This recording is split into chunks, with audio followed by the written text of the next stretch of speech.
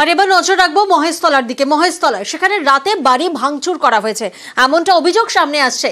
ফাঁকা বাড়িতে দুষ্কৃতীদের ভাঙচুরের অভিযোগ। যে ছবি আপনাদের দেখাচ্ছি, বাড়িতে যে সিসি ক্যামেরা রয়েছে সেই সিসি ক্যামেরার ফুটেজে ধরা পড়েছে।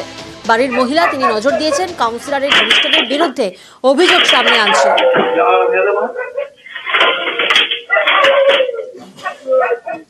সিসি ক্যামেরার ফুটেজের ছবি।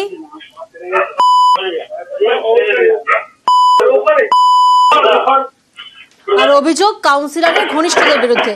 কলকাতার বাইরে থাকায় কাউন্সিলরকে যোগাযোগের চেষ্টা করা হয়, ফোন ধরেননি কাউন্সিলর, এমনটাই দাবি করছেন মহিলা।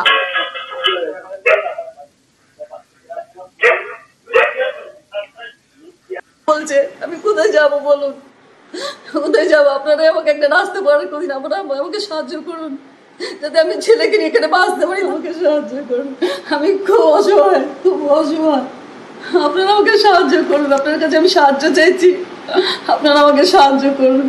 দাদা ছেলে দেখছে ফোন টোন তুলছে না, তো ক্যামেরা দেখছে যে বাইরের ক্যামেরাগুলো অফ আছে, চলছে না, তো ওদিকে ক্যামেরাটা দিয়ে দেখেছি ওদিকে খুব আওয়াজ হচ্ছে, খুব আমাকে রাফ গালাগালি দিচ্ছে। তারক শাহকে আমি কাঁদতে কাঁদতেই ফোন করছি, দাদা দেখুন আমার বাড়িতে এরকম অ্যাটাক করেছে ছেলেরা, আপনার পার্টির ছেলেরা, আপনি কিছু করুন, এরকম নির্যাতন কত সহ্য করা যায়। তারক শাহকে ফোন করেছি, মেসেজও করে হোয়াটসঅ্যাপ করে দিয়েছি, উনি বলেছেন ঠিক আছে দেখছি, তো কোনো দেখেনি। এরা হলো কাউন্সিলরের পার্টির ছেলেরা। আমি যখন থেকে বাড়িটা করেছি আমি কোনো কাউকে পয়সা টয়সা দেয়নি, পয়সারই চাপ, নাহলে এতদিন ধরে আমাকে নির্যাতন কেন করবে? আমরা বেরোতে পারছি না, আমরা কিছু করতে পারছি না, আমি খুব আতঙ্কে আছি। কাউন্সিলর কোনো স্টেপ নিচ্ছে না, এখানে থানা পুলিশ কোনো স্টেপ নিচ্ছে না।